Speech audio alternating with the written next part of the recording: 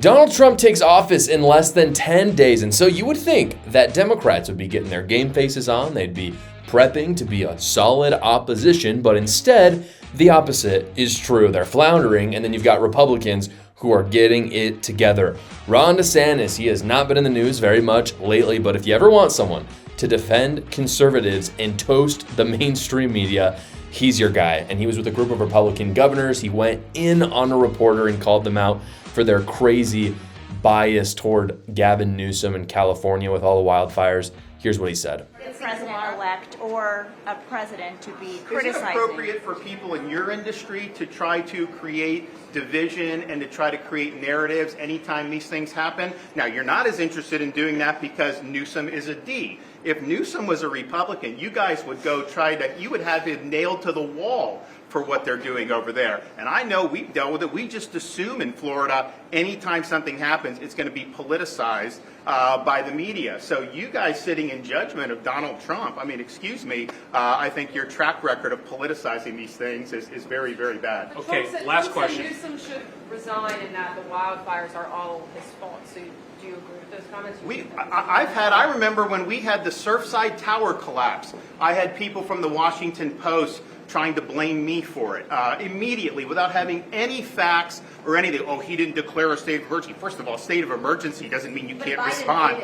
It's all that. Excuse me? Biden did it. I think that's what you said. Well, but what I'm telling you is you guys are trying to make an issue of it when I have watched from this seat. In fact, when I got elected governor, I was meeting with some of the other Republican governors, and what they would say is, hey, if you have a natural disaster, just know media's coming at you, they're going to do it. It's not. It's truly sickening what the mainstream media does. You'll have Florida, for instance. They'll get hit with like a Category 5 hurricane and they'll lose power. And within 48 hours, Ron DeSantis has 95% of the power up again in the state. And then the media will rip him for not having power up in 24 hours. And on the other hand, then you have tragedies like what's going on in California. You've got Gavin Newsom, who hasn't done anything to prepare. He doesn't have water. I mean, you've got missing fire hydrants. It's like a third world country in California and certain places in LA. He's DEIing the fire department and making it as diverse as possible instead of as competent as possible. And there's no media coverage of it. There's none, absolutely none. And so DeSantis is right. He is so right. And he is a fighter. You can see it. This is why I say he's a fighter. And this is why I think Ron DeSantis would make a very good leader in terms of being in the Republican Party leadership or being president one day. Just look at this picture. This picture that you're seeing right now is from the clip I just showed you. To the left of him, or on the right from our perspective, that's my governor. That's Governor Cox from Utah. He's a bit of a rhino. You can tell he's focused in. You got mouth agape. You've got people staring in on him. You can't see all the other people on the left that they pan to later in the video. But these people respect Ron DeSantis. And there are some power people in that room. He's not the only one. And when the reporters ask a question, he steps up and he takes it. And he roasts them at the same time, and he does it in epic fashion.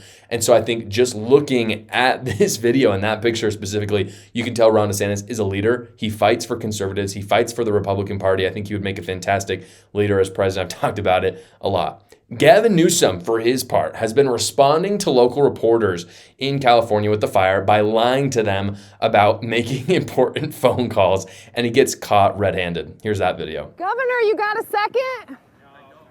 Governor, I live here, Governor. That was my daughter's school, Governor. Please tell me what you're going to do. I'm not going to hurt him, I promise. I'm literally talking to the president right now to specifically answer the question of what we can do for you and your daughter. Can I hear it? Can I hear your call? Because I don't believe it. I'm sorry. There's literally, I've tried 5 times. That's why I'm walking around to make the call. Why is the president not taking your call? Because it's not going through. So Why? I have to get cell service. So let's get it. Let's get it. I want to be here when you call the president. I appreciate it. I'm doing that right now. And it's to immediately get reimbursements, individual assistance, and to help you. I'm devastated for you. I'm so sorry. Yeah, there was no phone call. There was never a phone call. I talked about it on the show a little earlier this week, but just remember, this guy is the Democrats' best and brightest. He is the front runner for the president, for Democrat. He's the front runner for their nominee for president in 2028. If this is the best that they have to offer, they're absolutely screwed come the election in 2028. Speaking of California, it is tax season, and I wanted to tell you guys about a special deal with my sponsor, Quick Tax America, and what they're running right now. They're doing all federal tax returns for only $69, no matter how complicated your taxes are. It only takes 30 minutes to finish your return, since they have real tax professionals do it rather than some computer like the big guys do it. You simply answer a few questions, you upload your documents, and then you schedule a short call with tax professionals, and they finalize your return and do the rest.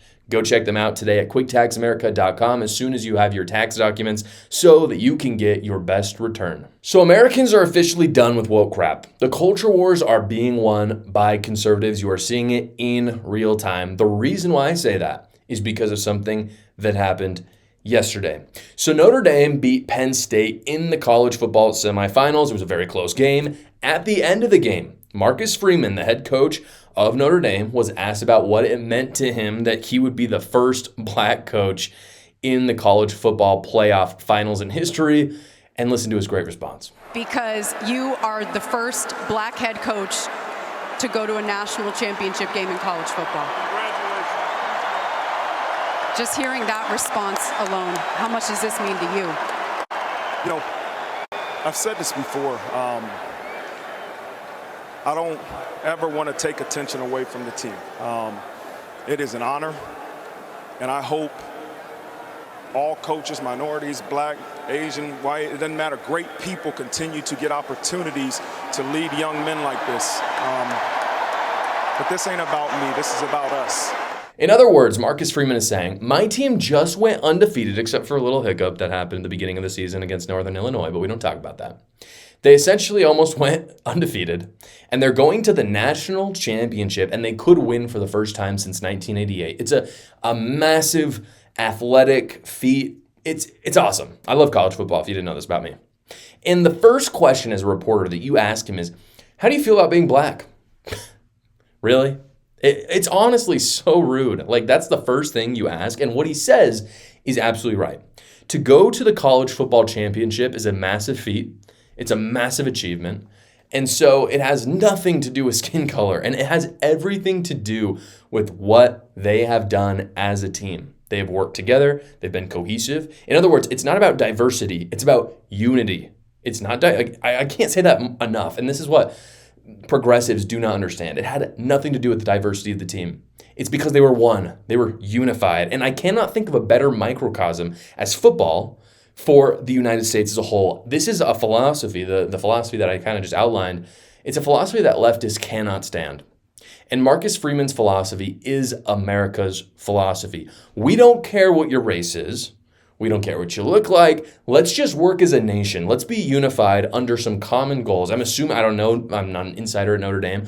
I assume they have some team values, some things that hold them together. In the United States, we have some team values, and it's called the Constitution. It's called all the things outlined in the Federalist Papers and all the things our founders stood for.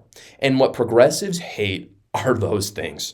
We don't care what your race is. We don't care what you look like. Let's work as a nation, as a team, to do extraordinary things, and we'll center around a common set of values as a nation.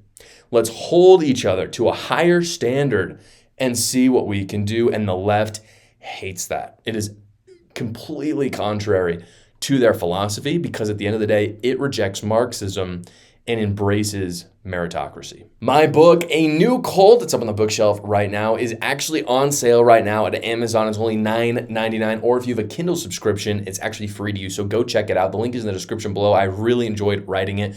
I talk about how the left has devolved into a cult, how they're literally doing cult-like things and kind of the creepy deep state stuff that's going on. I know you'll enjoy reading it as much as I enjoyed writing it. Go check it out. Again, the link is in the description below. Thank you so much for watching, guys. If you haven't already, go down below, like the video, subscribe to my channel, and watch another video.